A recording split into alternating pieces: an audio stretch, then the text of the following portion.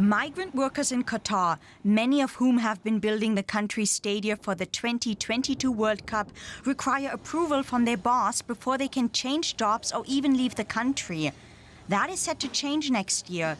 The Gulf state has agreed to abolish kafala labor and introduce a minimum wage law that would not discriminate against nationalities. For Qatar, it is very important because we are looking at Qatar to be an attractive place for investors, for the skilled workers to have productive community. Amnesty International has long called for an end to the abusive system in Qatar.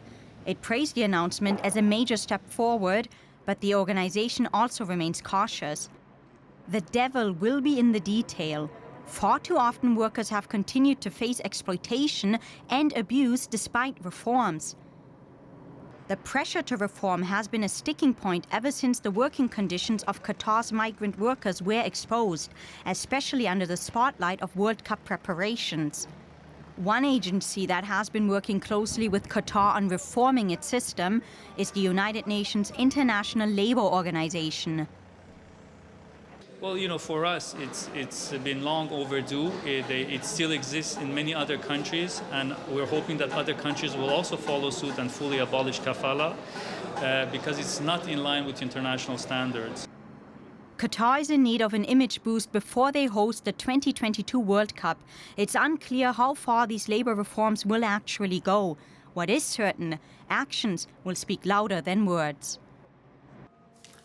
We want to dive deeper on that story now. We're joined by Hutan Homayunpour. You actually saw him there in the piece. He's a representative of the International Labour Organization. That's the UN agency that's been working closely with Qatar on these reforms. Now, first of all, thank you for joining us from Doha. We've seen reports, of course, about these working conditions for years now for migrants in Qatar. You've been there on the ground. How would you describe the situation? Thanks for having me on. We've been here for about a year and a half working very closely with the government. And thus far, as you've heard, major milestones have been achieved. The job is not done yet, but the full abolition of kafala is a huge milestone for all of us, for the country, for the international trade unions, for the employer organizations. The establishment of the non-discriminatory minimum wage is also a huge milestone for the region, not just the GCC, let me just hop in here one second just to clarify. Sorry to interrupt, but you mentioned kafala and the abolishment of that. Now, just explain for us, what is kafala? So kafala is the sponsorship system, basically. If a migrant worker wants to come to work in the state of Qatar, then they would have to have a sponsor. And when they come into the country, if they want to leave temporarily or permanently, they would have to get the approval of their employer.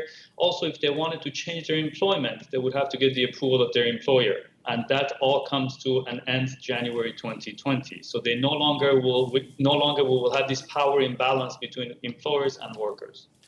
You also mentioned there a minimum wage. I mean, do we have any idea how big that minimum wage will be and who that will apply to? So the actual amount has not been announced yet. We know that the Council of Ministers has endorsed the establishment into law a non-discriminatory minimum wage for all nationalities across all sectors. We jointly, in collaboration with the Ministry of Labour, carried out a study over an 8-month period, and we have made certain proposals on where the amount should be. We've proposed a range, and it's up to the national constituents to decide where they would actually fix the exact amount. Qatar has promised these sorts of reforms in the past, right? I mean, how confident are you that these measures will now work to improve these workers' rights? As your piece just before our interview said, actions speak louder than words, and I fully agree with that. With these major milestones, as soon as they come into effect, January 2020, it will benefit millions of migrant workers here. If they no longer need to obtain the approval of their employer to leave the country, that's a direct, immediate impact on these workers, on their lives. When there's a minimum wage that offers a minimum standard of a decent living and working for migrant workers, that has an immediate impact on their lives and their families' lives. So these are really legislations that are very important, and they will directly impact the lives of migrant workers. Hutan Homayunpour, the head of the International Labour Organization Project's office in Qatar. Thank you so much for giving us your perspective. Thanks for having me on.